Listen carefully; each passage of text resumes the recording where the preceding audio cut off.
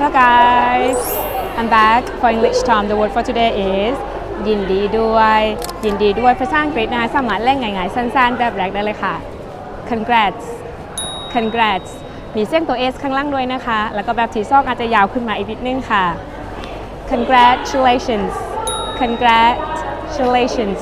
มีตัว s เหมือนเดิมนะคะถ้าจะบอกว่ายินดีด้วยนะคะ congratulations to you